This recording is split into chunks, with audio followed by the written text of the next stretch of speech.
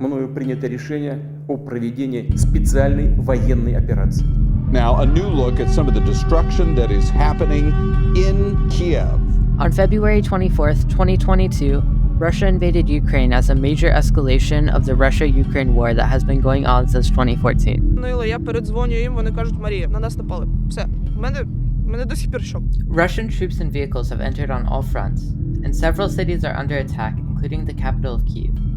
Kyiv has been the main target for most of the war, but amid heavy losses and little progress, Russia has recently just withdrew most of its forces from Kyiv, which is a major victory for Ukraine. Even still, there's been 8.1 million Ukrainian refugees recorded across Europe, and many are still sheltering in basements and metro stations across Ukraine. This is one of the largest wars in Europe since World War II. Since then, Europe's map has been shaped by political alliances, but Putin wants to shape it by force.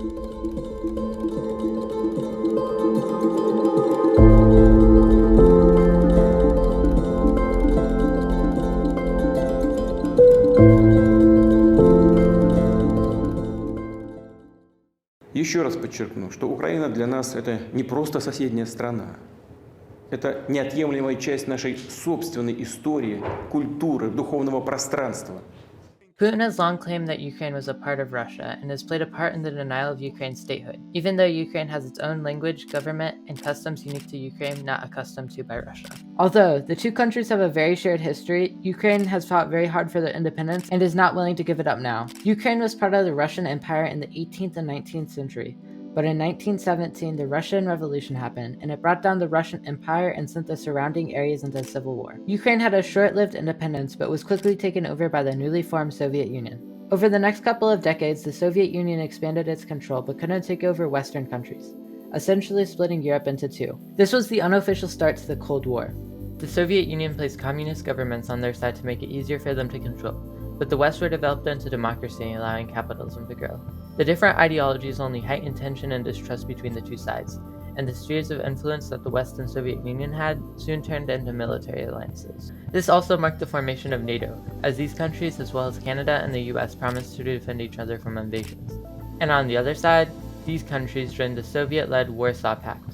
Europe was like this for decades until one side finally collapsed. So by the late 1990s, republics like Ukraine started declaring independence from the Soviet Union. The Soviet sphere of influence disappeared as many countries began to overthrow their communist government.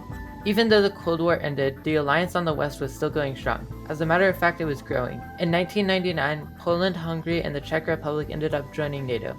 And then in 2007, 7 more countries joined, and that brought NATO into the old Soviet sphere of influence, bringing NATO into the longest border with Russia ever. So now, Ukraine, Georgia, and Belarus are the last post-Soviet countries left between Russia and NATO.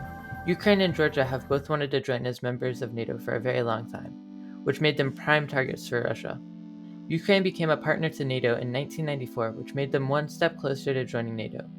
When NATO was first formed in 1949, it had 12 members. Since then, it has amassed 18 new members. To join NATO, you need to meet a couple of prerequisites, including you must be a European country, you must follow democratic principles, and you must contribute to the security of Euro-Atlantic areas. Once these prerequisites are met, they are invited to join MAP, a membership action plan, which is basically a tryout for NATO. And then once each member of the alliance signs and ratifies the accession protocol, you are essentially in NATO.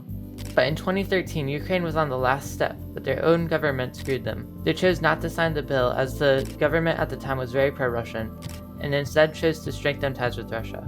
After they announced the decision, hundreds of thousands of protesters took to the street and demanded the agreement be signed. After months of peaceful protests, the Ukrainian president cracked down and killed over 100 people, which only caused the protests to get worse, and eventually drove out the president from the office and the country. This meant Putin was losing political influence in Ukraine, so he decided to use force instead.